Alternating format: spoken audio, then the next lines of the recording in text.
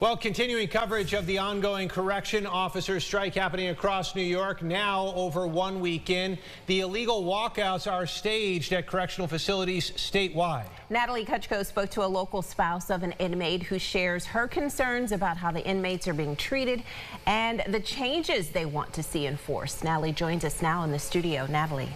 Today marked day 2 of mediation between the Department of Corrections and Community Supervision, or DOCS, also state leaders in the State Correctional Officers and Police Benevolent Association. A spokesperson for DOCS tells me both sides are engaging constructively. This afternoon, I spoke with a Rochester woman whose husband is at Wyoming Correctional Facility in Attica.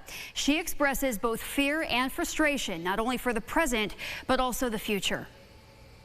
Marche Coleman's husband has been incarcerated since February 2023, starting at Cayuga Correctional Facility until he was moved to Wyoming Correctional Facility in June that same year. He was stopped in a traffic stop, convicted of a weapon, where he was convicted to 5 years in prison.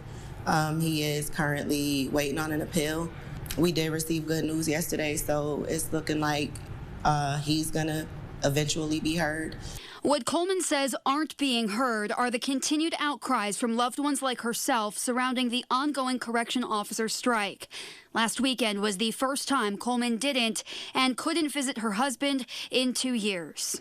People have faced countless amounts of retaliation from these facilities. I myself included have been threatened with my husband being moved out of the facility. This comes from me reporting things to OSI, who they tell us to call, calling Albany, making reports, asking to talk to different people. As correction officers across New York continue to fight for better working conditions, Coleman addresses the death of Marcy Correctional Facility inmate Robert Brooks.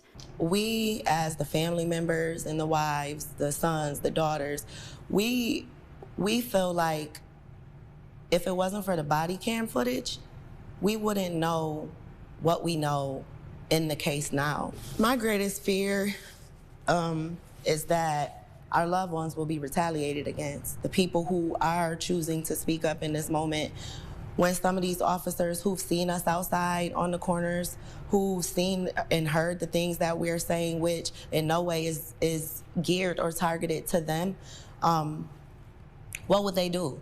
Will it be a place where we can try to coexist? Will it be a place where we could try to find some peace, because isn't the goal here correction?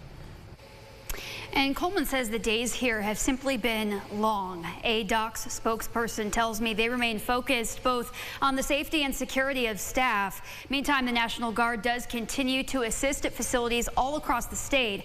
Governor Kathy Hochul also speaking on this today, saying she encourages the officers to return to work, adding those who have walked out have yet to share the exact issues as to why they're doing so.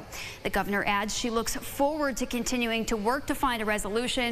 As discussions proceed here, we will have Hochul's full remarks on our website, rochesterfirst.com. Reporting in studio, Natalie Kutchko, News 8.